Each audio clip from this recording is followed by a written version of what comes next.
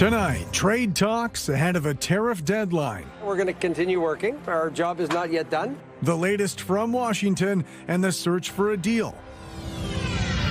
Plus, an appeal for provincial support. We can't continue to walk around or step over. We have to solve this. Big city mayors demanding funding for addiction treatment, whether addicts want it or not.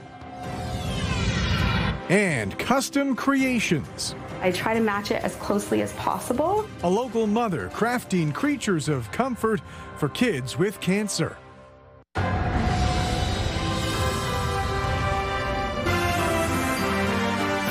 CTV News with Carlyle Fiset. Good evening. Thanks for joining us. We begin tonight in Washington and another day of trade negotiations. It's all coming down to the wire with new 50% U.S. tariffs coming into effect in just 2 days. With the latest on where things stand, here's Mike LeCouture. Trade talks went to a whole new level and a new location today as both Canadian and American representatives met here at the Department of Commerce. How are talks going with Canada? Both sides said little as they arrived for what turned out to be a meeting that lasted an hour and 45 minutes. That's the longest the two sides have sat together in recent days, reflecting the, quote, delicate and intense nature of the negotiations, as described by Prime Minister Mark Carney earlier today. Commerce Secretary Howard Lutnick was also at the meeting. Given the prominent role in directing the president's protectionist policy, it's perhaps a signal that the two sides are preparing to present both the president, Donald Trump, and Prime Minister Mark Carney with the layout of a possible deal. As we had reported last week, the hope was to put something on Trump's desk either today or tomorrow. We're going to continue working. Our job is not yet done. Now, earlier in the day, Carney said he and Trump will be having a call to discuss the looming tariff deadline. We'll have opportunities over the next 48 hours to discuss in more detail as the negotiations go forward, and I think that's the best forum. There is a sense of urgency as well. We're less than 48 hours from 50% tariffs being applied to a wide swath of Canadian imports into the United States. It's something that the Canadian Chamber of Commerce said would be devastating for small and medium-sized businesses. Mike LeCouture, CTV News, Washington. Good evening. We had a beautiful day, a bit cooler areas to the north. We had a front come through yesterday, and that left us with a northerly flow coming off Lake Huron, keeping things quite cool through cottage country. Temperatures as we head toward London, 25 degrees. That was our daytime high, dealing with a bit of humidity this afternoon, so feeling close to 30, but pleasant towards Huron, Perth, and Grey Bruce. Just a gorgeous evening underway. A mix of sun and cloud will carry us towards a sunset, and skies will be clear overnight. We'll have a bit of fog developing through the overnight, but temperatures nice and comfortable. Over the next few hours, we'll dip down to about 22 degrees, and by midnight, we're at 17. The winds easing off. They were a bit breezy at times throughout the day today. Coming up, we'll take you through the forecast. We have a front that will start to approach tomorrow evening. That brings a chance for showers and unsettled as we push towards Wednesday. I'll have your local weather details coming up in just a few minutes. Thank you, Julie. Officials in Middlesex County say their inter-community bus service is entering a new phase. With more on the new data and rider input guiding the updated service, here's Jerry Dewan. With London at its hub, Middlesex County Connect extends to Sarnia, St. Thomas, Lucan, and Dorchester with stops in between. Service changes have now been made based on a third-party assessment combined with other inputs. We take the ridership data that we've seen over the past year, as well as emails or phone call suggestions we get from riders. Just maybe consider this stop or this route. Inter-community bus service was launched in 2020 and was almost immediately impacted by COVID protocols. About 3 years ago, ridership started to rise. So in 2023, our ridership was just under 4,000 annually. In 2024, our ridership was 11,200 annually. In 2025, last year, our ridership was just over 14,000 annually. Last June, the province announced the Ontario Transit Investment Fund, which is contributing $15 million to intercommunity transit services, but also required evaluation of those services. The assessment led to strategic route changes, including adding a number of stops like the one here on Baseline in front of Victoria Hospital. This new stop near Cherry Hill Village Mall was in response to riders looking for more convenient connections to city transit. That was something that we had heard from riders, that they'd like somewhere in the West End to be able to get off and connect with local transit. It's also a response to calls for service that conforms to work and school schedules. Our routes that go into Fanshawe College, we try and make sure that those are getting there at 7:30, 7:45 a.m. in the morning so that students can use the service to then be to class on time. Same thing, we added that stop at Woodward and Oxford, so if someone is taking it close to Western University area. What isn't changing is fees. One-way short routes remain at $5. The longer route to and from Sarnia is $20 each way. Thomas Keck makes multiple trips from St. Thomas to London each week. At least twice a week because I work in London. Keck says the lower cost of transit service is critical. Very important. It's $30 one way in an Uber, $75 in a cab. We are on budget, not above, not below. And we can maintain on budget with that $5 fare. Krakow says a monthly pass is in the works, likely costing around $120. London, St. Thomas, Sarnia, and Middlesex each contribute approximately $100,000 annually to the service, recovering 15% to 20% from fares. The goal is to grow that number. The provincial funding ensures the Middlesex County Connect service will run through 2030. Jerry Dewan, CTV News. A sentencing hearing resumed today in London for a man convicted of dangerous driving causing death. Nick Paparella has more on the proceedings and why his sentence may impact his ability to stay in Canada. It was a horrific crash in the middle of the day that claimed the life of 67-year-old Joan Clubb, who was a passenger in a Hyundai on November 3rd of 2020. Earlier this year, 32-year-old Baha Ali was found guilty of dangerous driving causing death after the court heard he was driving his black Mercedes-Benz at 129 kilometers an hour along Southdale Road near White Oak Road. During the trial last fall, Ali tried to pawn it off on his younger brother, claiming that he was behind the wheel, but the court didn't buy it. When his sentencing hearing got underway in the spring, the Crown asked that Ali serve a 5-year sentence, along with a 5-year driving prohibition. When the sentencing hearing resumed on Monday, defense lawyer Melina Macchia asked for a much lighter penalty, requesting a 2-year conditional sentence, meaning no time in custody, along with a 15-year driving prohibition, saying, "We know that the vehicle was speeding, but there was no evidence that he was under the influence." Even though Ali has a criminal record which includes assault, Macchia said his past criminal record does demonstrate that he can comply with probation. The defense is asking that Ali serve no jail time because any custodial sentence over 6 months would mean that immigration would get involved and he could face deportation back to Lebanon. Macchia told the court that Ali has been in Canada for 12 years, and if he's deported, his life as he knows it would be disrupted. Before wrapping up, Justice Barbara McFarland told the court this is a challenging case to determine a proper and fit sentence. The defendant's relatively youthful actions had tragic consequences. The judge is expected to hand down her decision on the case on October 30th. Nick Paparella, CTV News. In another courtroom, a 26-year-old pleaded guilty today and was sentenced for his part in a police weapons operation. The court heard a cache of guns was seized 3 years ago, resulting in hundreds of charges against several people, including Tyrese Cumberbatch. An agreed statement of facts indicates 150 dangerous firearms were taken off the streets during the police operation that resulted in these charges. Today, Cumberbatch pleaded guilty to importing guns from the U.S. and being part of a criminal organization. He was sentenced to 7.5 years, and with credit for time already served, he has about 3.5 years left. London police say one person was killed in a fiery East End crash this past weekend.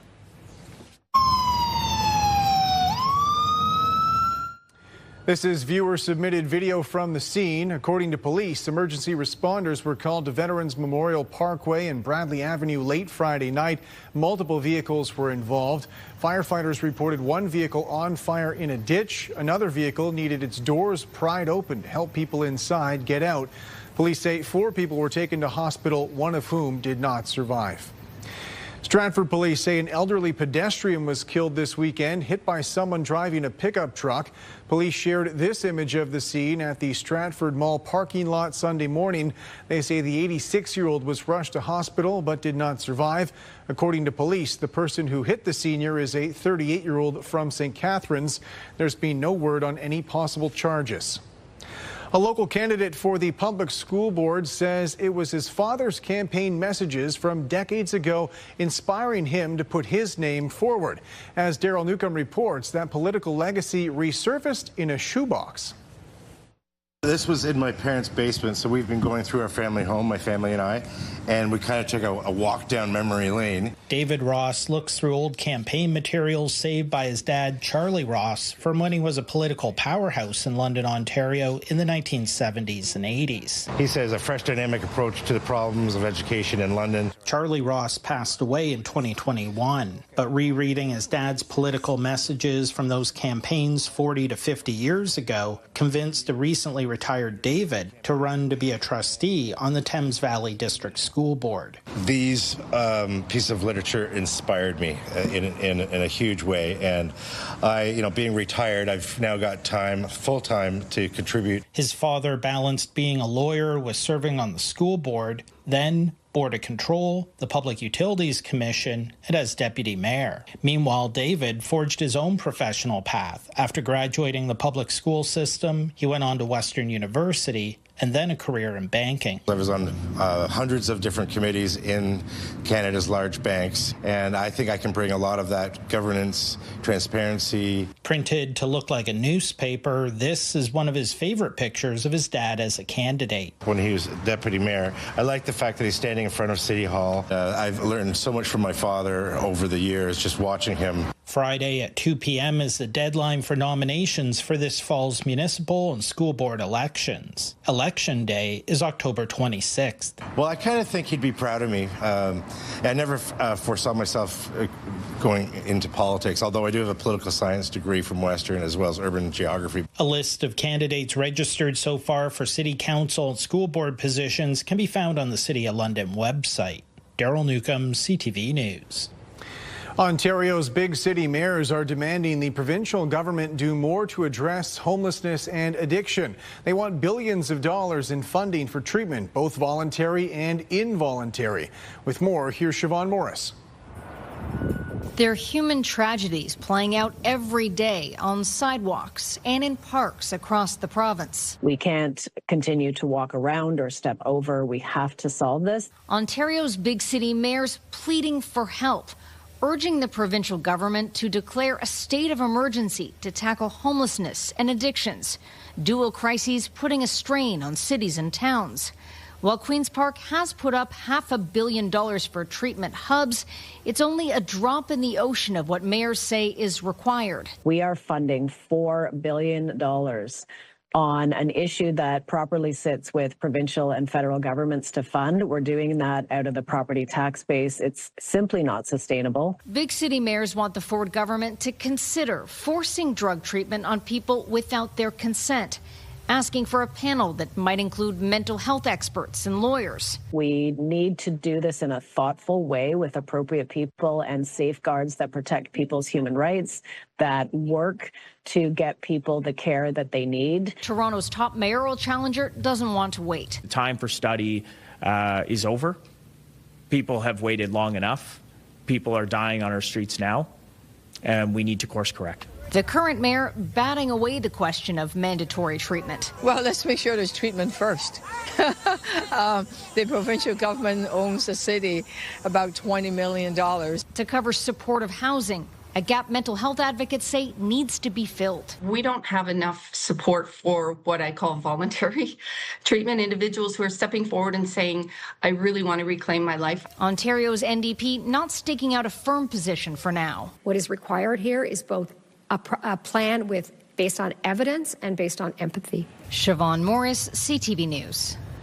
A new study out of London Health Sciences Centre is pointing to a potential shift in how doctors treat cancer. Researchers found expanded genetic testing can identify treatment options that might otherwise get overlooked. Rita Ismail reports. Researchers at London Health Sciences Centre followed more than 500 patients with a wide range of cancers. Their tumors underwent expanded genetic testing, looking at hundreds of cancer-related genes at once.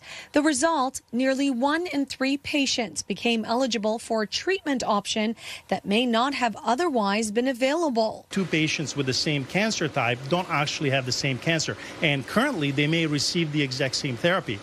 By being able to point to specific mutations that can be targeted by targeted therapies, not only is it going to improve that patient journey, but will allocate the resource for treatment of these patients by our government in a more appropriate way. The testing found a clinically relevant genetic change in 79% of patients, meaning there was a mutation that could potentially be targeted with a specific therapy. This machine prepares the DNA. The study also opened doors to treatment options that had previously been unavailable, including clinical trials, off-label therapies, and compassionate access programs. We had patients of all different disease types, and they were all looking for hope, looking for additional therapeutic options. And we're in an age now of personalized medicine or precision medicine. We're trying to find unique characteristics of the cancer that we could target with specific drugs. The study, which was conducted in a real-world Canadian setting, helped identify effective treatments earlier, potentially reducing the need for more costly cancer drugs later on. And in some cases, the order of treatments was changed to help patients receive the most appropriate therapy at the right time. The research team is continuing to track patients to better understand the long-term impact of expanded genetic testing. Rita Ismail, CTV News. A London woman is turning children's drawings into real-life comfort. She's creating stuffed animals inspired by those drawings for the young artists who are battling cancer. With more, here's Lauren Stallone.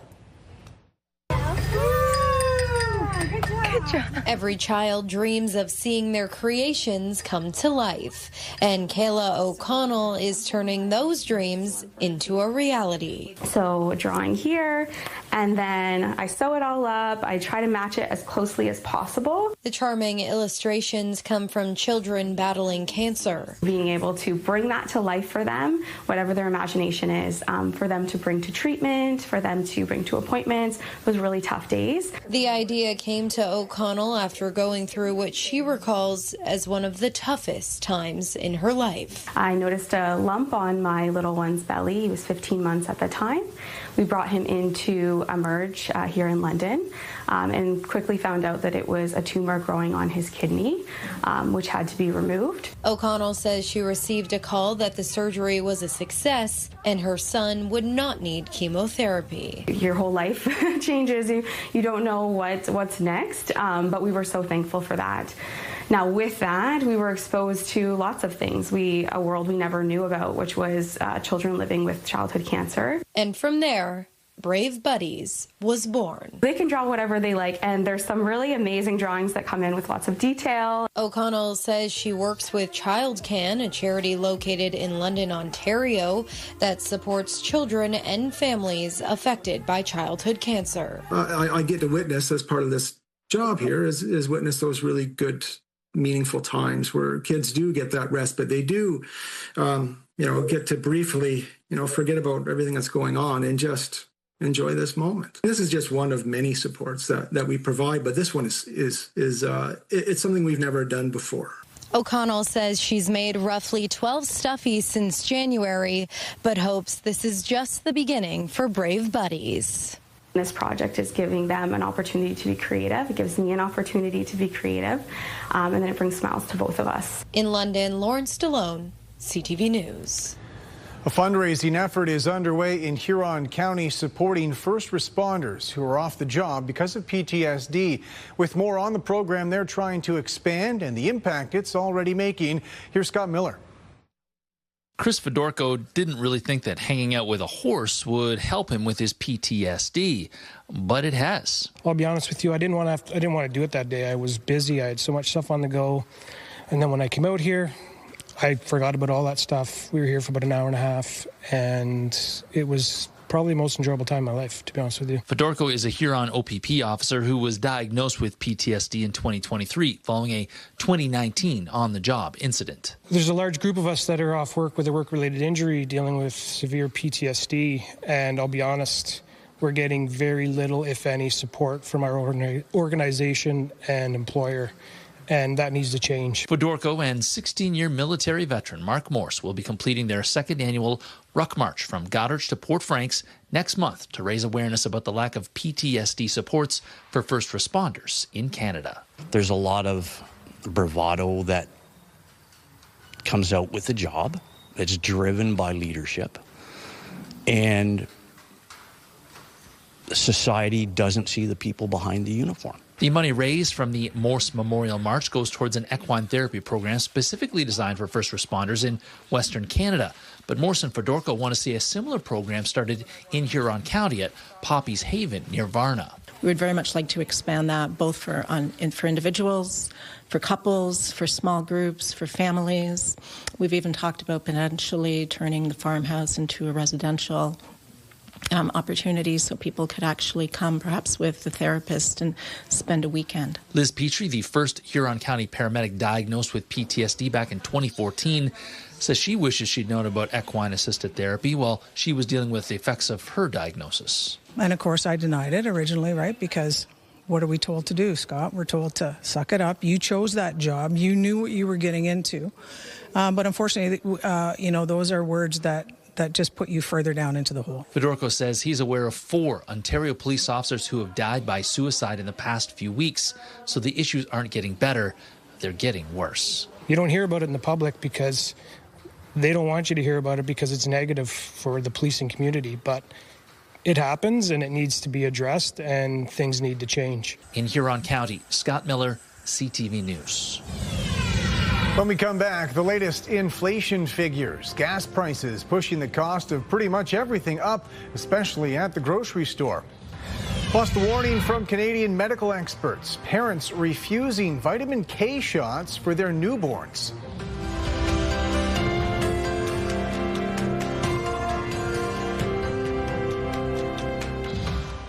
Download the CTV News app and stay on top of local stories as they unfold. We begin tonight with Ontario's latest. Customize your feed and watch live wherever you are. ctvlondon.ca, your home for news.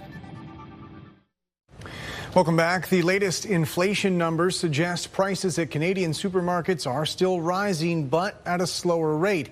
With more on the data and how far your dollar will go right now, here's Paul Hollingsworth. When shoppers go to the grocery store, based on the vibe, it feels like, at best, food prices are staying the same. Or going up, but not going down. According to Stats Canada, food inflation dropped to 3.1% in July, down from 3.9% the previous month. Analysts say it's good news, but not great news. We're still seeing pressure on grocery prices on food. The high cost of food continues to contribute to an ongoing affordability crisis. The inflation pressures on households, is still problematic for many households in Canada. Chicken and fresh vegetables saw a slower rise in price. Cereal products are slightly cheaper. Fresh fruit, most notably berries and melons, are now more expensive. I feel for a lot of people, families in particular, and people on fixed incomes. We decided to go shopping, grabbing numerous grocery items, including cereal, pasta, bananas, seafood, chicken, and berries. Total price, $99.67, barely enough to fill 2 small grocery bags. This shopper is getting creative to save money. Try to buy in bulk, try to freeze things, do a lot of freezing, doing a lot of Googling of what can be frozen. For how long? Many shoppers tell us they are resigned to paying a lot for groceries, and when prices go down a bit, it doesn't even get noticed. It has forced them to shop around for better deals, be selective, and only buy the essential items they need. Paul Hollingsworth, CTV News, Halifax. Canadian doctors are raising concerns over the number of parents refusing vitamin K injections for their newborns. It's an essential and natural substance, helping the body with blood clotting and can stop internal bleeding. However, as Heather Wright reports, some parents think their kids are better off without it. Do you believe that babies have a vitamin K deficiency? Slick videos like this one are all over the internet explaining to parents the alleged risks associated with the vitamin K shot. This is interference with long-term consequences they never talk about. Doctors say this type of misinformation is leading to an increase in parents refusing the shot, which is given to babies right after birth to help with blood clotting. The incidence seems to be increasing, which is why there's concerns.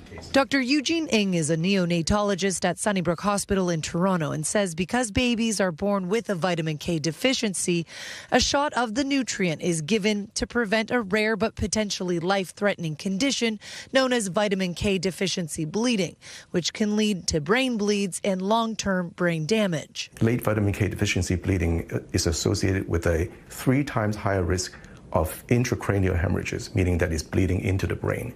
And bleeding into the brain is a severe complication.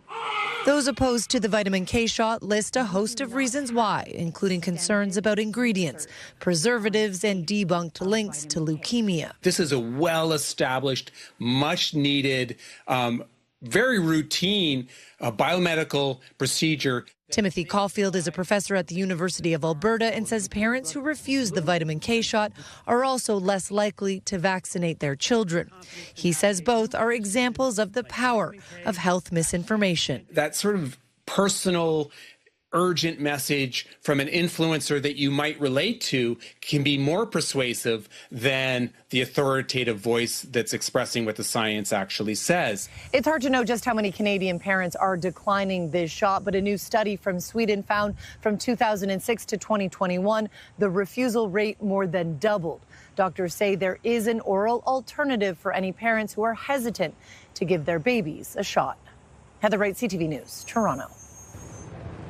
And Julie's on the desk with me now. We are off to a lovely start this week weather-wise, liking the temperature, liking the sunshine. Yeah, it's beautiful. High pressure building in. Passage of a cold front yesterday. That brought some heavy rain and some thunderstorms, but it left us with a nice northerly flow. Now, there's a little bit of low-level moisture hanging around today, so it did bring some cloud cover, and with that northerly wind coming off the lake. Now, in terms of our high, right where we should be, we made it to 25 degrees this afternoon, and our low last night, 18. A bit cooler tonight, and watch for a bit of fog developing. So satellite radar showing mainly clear conditions across the Great Lakes. Just a few fair weather clouds. We have some rainfall that's well off to the south. That's associated with that front that pushed through our area. Now, regional temperatures anywhere between 21 and 25 degrees. I mentioned off the top of the show, a bit cooler through here on Perth and Grey Bruce, especially near Lake Huron with that wind coming in, and we have some rough marine conditions out there tonight. Looking across the country, Western Canada still dealing with extremely poor air quality with forest fires continuing to burn in parts of British Columbia with widespread air quality warnings in effect. And as we head further east, we do have some thunderstorms with the severe thunderstorm watch in effect in through southern Alberta. Temperatures take a bit of a dip as we head toward Regina and northwestern Ontario. Still at 25 degrees and nice and warm right across southern Ontario. Overnight, comfortable. Fog overnight first thing in the morning, and then back into a nice mix of sun and cloud through the day. Tuesday looks good across the region. It'll be Tuesday night where the next chance for rain will come in. There's a cold front in northwestern Ontario, and that cold front will eventually make its way further southward, and that will bring the chance for a little bit of rainfall tomorrow evening. But tonight, great to open up the windows. We'll dip down between 12 and 15 degrees across most of the area. Skies will be clear heading through the morning, so a nice mix of sun and cloud, and then the chance for showers moving in Tuesday evening. So you can see some rainfall through here on Perth and some spotty showers towards Grey Bruce. Nothing heavy Tuesday evening, but just the chance for a bit of rain. Then as we head through the overnight and into early Wednesday morning, showers with the chance for thunderstorms. And Wednesday morning looks very unsettled. I am expecting it to be a very wet start to the day, but by Wednesday mid-morning, the showers will start to ease off. You can still see a bit of rain, so that's at 7 a.m. And then heading into the afternoon, mainly cloudy with some breaks of sunshine. So as we head through Tuesday night, Wednesday, that's when our next risk for some measurable rainfall will be. followed by 2 beautiful sunny days. And then the weekend looking a bit rocky in terms of rain coming in. 22 degrees by noon tomorrow, 27 by the late afternoon. It'll feel like 31. So our winds today are to the north. By tomorrow afternoon, evening, the winds come around to the southwest.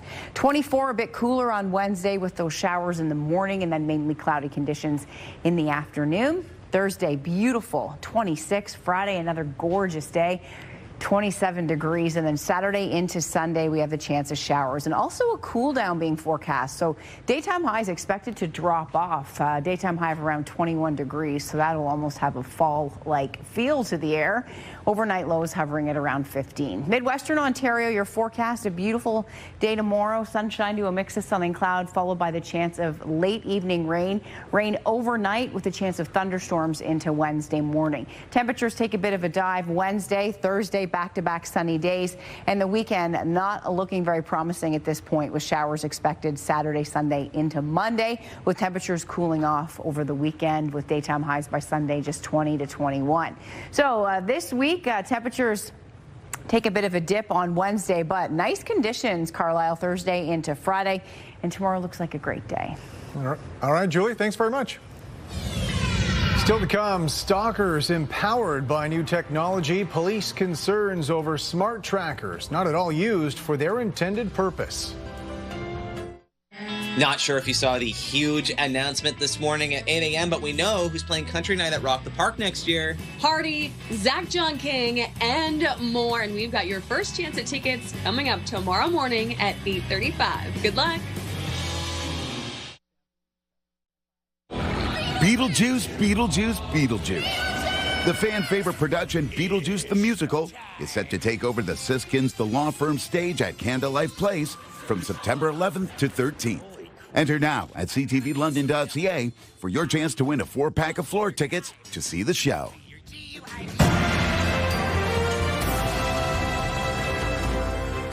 The latest inflation numbers show Canada's national rate increased to 3% in July, largely attributed to higher gas prices.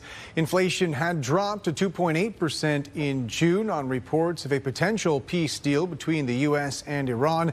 However, renewed fighting last month pushed global fuel prices up again, and officials with Stats Canada say consumers also spent more on travel. Grocery prices rose by 3.1% last month, a slowing trend from nearly 4% in June. Police in southwestern Ontario are warning about the risks of smart trackers. They're meant to help people quickly locate missing belongings, but as Alexandra Hollick reports, they can also be used for far more nefarious purposes.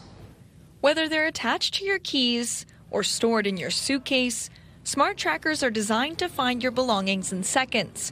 But in the wrong hands, they can be used for something far more sinister. As a stalking device, by putting it in someone's purse or in their jacket or in a vehicle, and then tracking the motions of that individual. The device is easy to get and doesn't cost much, but police warn it could put someone's privacy and safety at risk. We could see it in criminal harassment cases where perhaps intimate partner violence may be an issue, or any type of person-on-person crime. It could be used in a situation where maybe a vehicle is being tracked to see when it's being unoccupied as an opportunity. This is one example of just how small these smart tracking devices can be, and drivers are urged to check their vehicles for unknown tags regularly.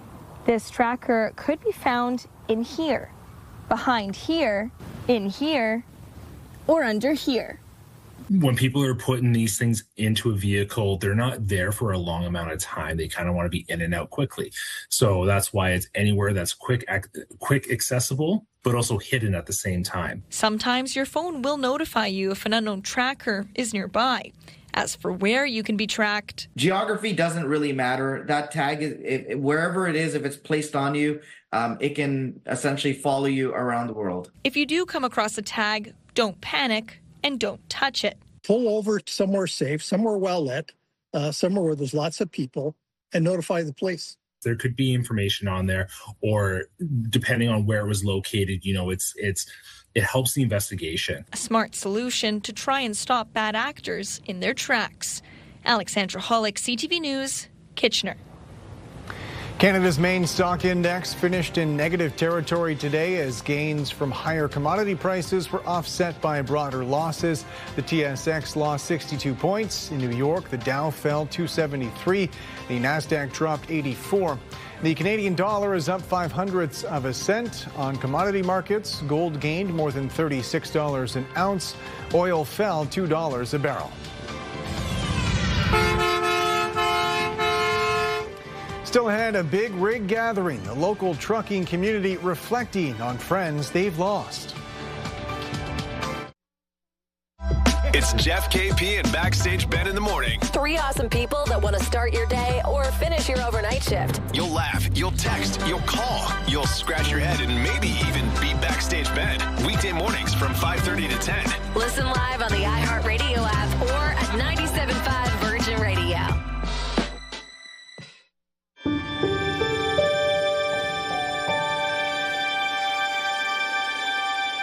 This is the Adapted Fitness Center. It's a fully adapted gym.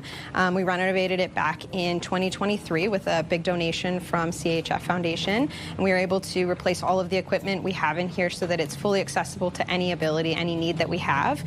We have a wide range of clients that come, anybody from 8 years old to 21 if they're still in high school. And they all come once or twice a week and they work out with friends, they socialize, they interact, and they work on a lot of fitness and activity goals throughout their sessions here. Reach all the way up here. Nice, good job. AJ's been coming to the fitness center since just after COVID. This has been a great program for him. When we first started this program, AJ's his leg muscles weren't 100%, and he had to wear orthotics.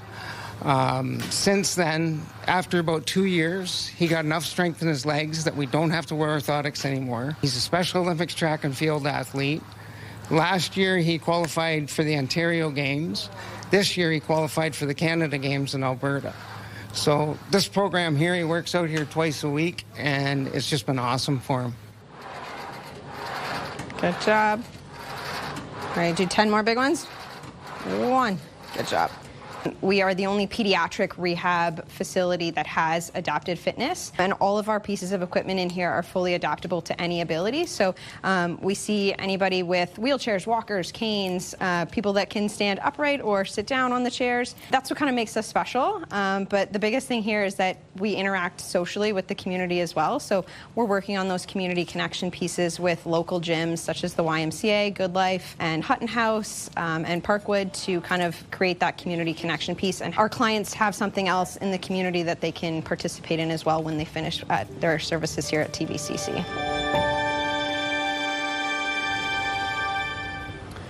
A restricted fire zone is now in effect for parts of northern Ontario because of increased wildfire activity. According to the Natural Resources Ministry, there are 84 active fires in the northwest region. 7 are considered out of control, but there were no new wildfires reported there. 2 new fires were confirmed in the northeast, bringing the total in that region to 45, only one of which is considered out of control. Meanwhile, in British Columbia, a wildfire threatening the Okanagan is out of control, listed at 212 square kilometers in size. More evacuees are being allowed to return home to Summerland, though. More than 20,000 had been forced to leave more than a week ago. All of the people returning home may still have to leave again, though, if the fire danger shifts. London police say they have 2 people in custody after an armed break-and-enter from this weekend. They say a man and woman entered a home in East London Saturday night, threatening one of the occupants with a gun. Police say the suspects were later found nearby with a replica gun and drugs. No injuries were reported, and police say the victims were not random targets. New changes are now in effect for bail in Ontario, requiring cash deposits. With more on how that could impact the legal system in this province, here's John Woodward. He's already out there. That's not going to be a problem. Last year, the self-styled cocaine lawyer Deepak Paradkar was arrested on allegations he acted as a fixer for former Olympic snowboarder and alleged drug kingpin Ryan Wedding. He's fighting extradition to the U.S., and a Superior Court justice allowed him released on the strength of a pledge that if he fled, he, his wife, and wife's cousin would have to pay up to $5.25 million, one of the largest bail amounts in Canadian history. Ontario's new rules might have meant Paradkar would stay behind bars for a while longer, requiring not just a pledge, but the $5 million in cash up front. The government says this makes consequences of a breach immediate. Right now, the government has to pursue the debt. People deserve to feel safe in their homes, at work, and in their daily lives. They deserve to know that when someone is released on bail, the conditions attached to that release are taken seriously.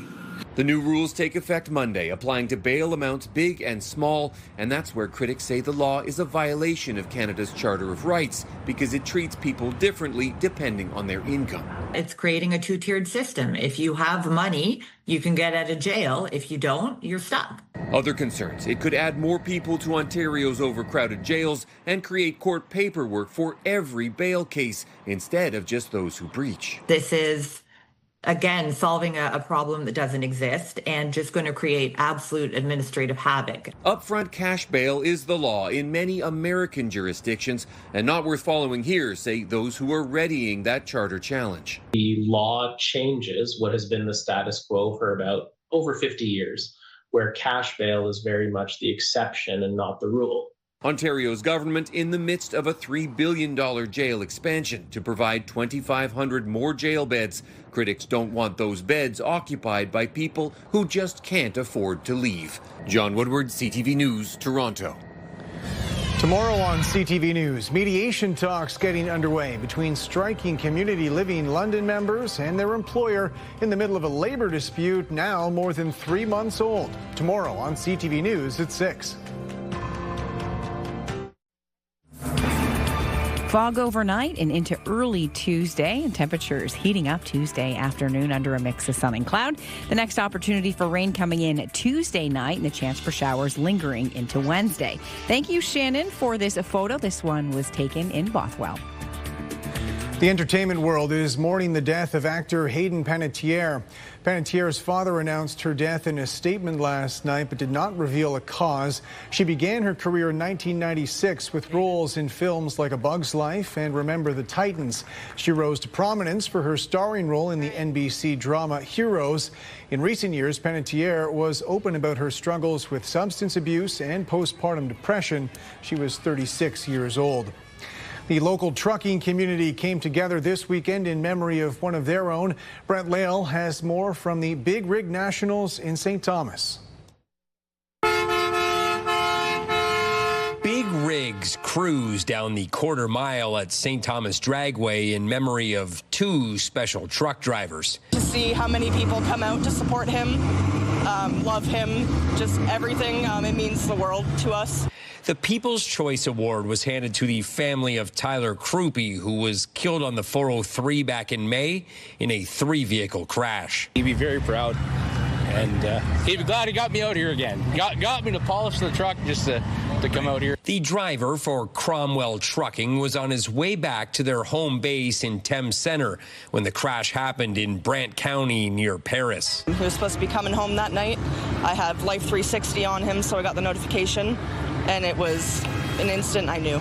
The 30-year-old driver from St. Thomas loved his rig and many other outdoor sports. Family and friends were on hand for the tribute. Things have changed a lot in the trucking world, but it was always a tight-knit community. It was like that when I was a kid with my dad and the guys that he worked with. And this year, a lot of people have reached out and come together, and it just gives me a lot of hope that we're still in a good place in the trucking world. Those close to him say they're still unsure the cause of the tragic crash. The ride also recognized the founder of Trucking for a Cure. Joanne Millen-McKenzie passed away in 2024 after a long illness. Joanne was larger than life. Joanne hosted the convoy for Trucking for a Cure, which raised hundreds of thousands of dollars. And then when we weren't able to do the convoy anymore, she created Big Rig Nationals, and that's why we're here today and why we're able to honor Tyler as well. Krupe's family says while they're still mourning his passing, they were overwhelmed by the love from those at the track. He was a legend at Sparta, so being able to see everyone with their phones out, the support, the love, it's more than I expected. Brent Lale, CTV News. Welcome back. The Plunkett Estate hosted one of Canada's largest dog festivals this weekend. Here's a look at the sights and sounds from Pauluza.